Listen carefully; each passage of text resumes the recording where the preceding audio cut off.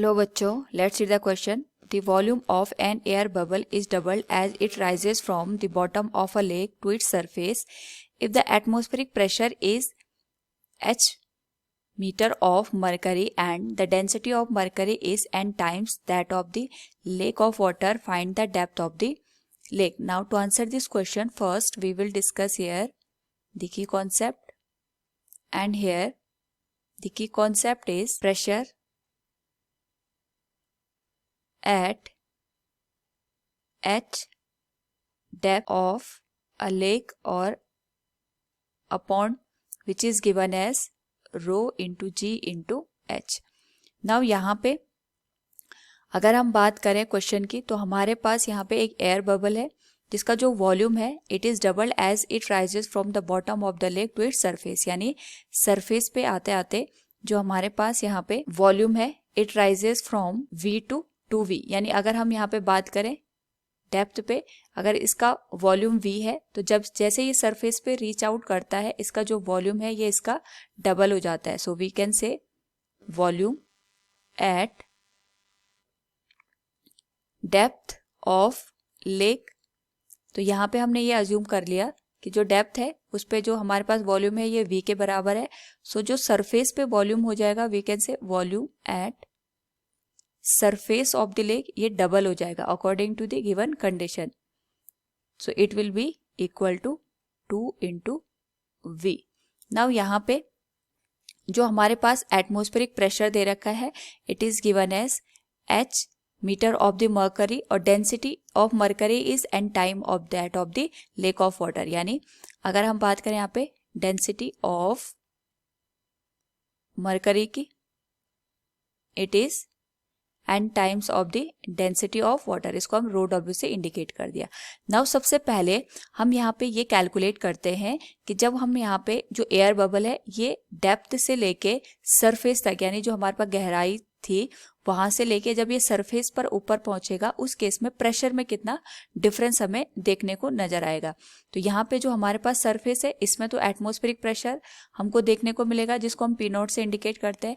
तो यहाँ पे पी नॉट के कंपैरिजन में जो हमारे पास सरफेस के, या हम कह सकते हैं जो हमारे पास ये डेप्थ है एच डेप्थ, इस पर प्रेशर कितना होगा इसको हम फाइंड आउट करते हैं by the ideal gas equation. And we know that from ideal gas equation P1 V1 equals P2 V2 हमारे पास होता है, या PV इक्वल्स nRT, जो कांस्टेंट हम यहाँ पे कंसिडर करके चलते हैं. तो सबसे पहले अगर हम बात करें सरफेस पे यहाँ पे केवल एटमॉस्फेयर का प्रेशर होगा. एटमॉस्फेयर के प्रेशर को हम P नॉट से इंडिकेट कर रहे हैं, और जो हमारे पास सरफेस पे वॉल्यूम है इट इज 2V. तो जो हमारे पास यहाँ पे डेप्थ है जहाँ पे हमें वैल्यू फाइंड आउट करनी है लेक की, उसको हम यहाँ पे P डैश कंसिडर कर लेते हैं, और यहाँ पे जो वॉल्यूम है ये V के बराबर होगा. तो V से V कैंसिल हो जाएगा, तो P डैश की जो वैल्यू है it will B 2 times of the P not. यानी जो हमारे पास गहराई दे रखी है जहां से हमने यहाँ पे एयर बबल को राइज करना स्टार्ट किया था वहां पे जो प्रेशर होगा it will B 2 times of P not. Atmospheric pressure का ये जस्ट डबल हमें देखने को मिलेगा.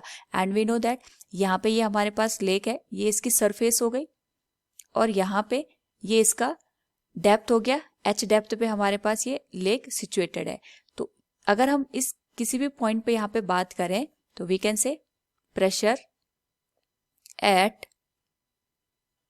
एच डेप्थ, उस केस में हमारे पास जो प्रेशर की वैल्यू होगी एक तो ये एटमॉस्फेरिक प्रेशर के बराबर होगी P नॉट, प्लस साथ में जो डेप्थ है h है इसका भी यहाँ पे इम्पैक्ट पड़ेगा. That will be rho into G into H. जो रो है हमारे पास it will be the density of water, क्योंकि हम यहाँ पे लेक की बात कर रहे हैं, lake is of the given water. और हमारे पास सेकेंड कंडीशन हमने ये भी ऑब्टेन की थी कि जो हमारे पास h डेप्थ पे प्रेशर है according to the ideal gas equation जब हमने कैलकुलेट किया था तो जो प्रेशर की वैल्यू निकल के आई थी it was 2 times of the atmospheric pressure, that is 2 times of P not will be given as P not plus density of water G into H. तो यहाँ पे अगर हम इसको सॉल्व करें ये बनेगा P not equals density of water multiplied with acceleration due to gravity and depth h. Now यहाँ पे जो एटमॉस्फेरिक प्रेशर है इसको हम मरकरी कॉलम के टर्म में लिख सकते हैं रो इंटू जी इंटू एच. जो हमारे पास रो आएगा या डेंसिटी आएगी, ये मरकरी की डेंसिटी आएगी। और यहाँ पे जो अगर हम हाइट की बात करेंगे तो जो हमने यहाँ पे मरकरी स्केल यूज किया होगा, एटमॉस्फेरिक प्रेशर पे मरकरी की कितनी हाइट यहाँ पे रीच आउट करती है ये डिपेंड करता है यहाँ पे H की वैल्यू क्या होगी। तो we can say the height of the mercury and the density of the mercury will be multiplied with acceleration due to gravity. तो अगर हम यहाँ पे इसको राइट हैंड साइड में लिखें, it will be density of water multiplied with acceleration due to gravity and depth of the lake. तो जी से जी कैंसिल हो जाएगा। यहाँ पे हमें इसी H की वैल्यू फाइंड आउट करनी है, तो H will be density of mercury divided by density of water multiplied with height of the mercury column. तो यहाँ पे अकॉर्डिंग टू द क्वेश्चन हमारे पास जो मरकरी की डेंसिटी दे रखी है it is n times of the density of water. So जो वैल्यू हो जाएगी it will be n into density of water divided by density of water multiplied with height of the mercury column. Rho W से rho W cancel हो जाएगा। और हमें पता है जो मरकरी की हाइट दे रखी है according to the question that is given as h metre. तो हम इसको लिख सकते हैं n इंटू h मीटर।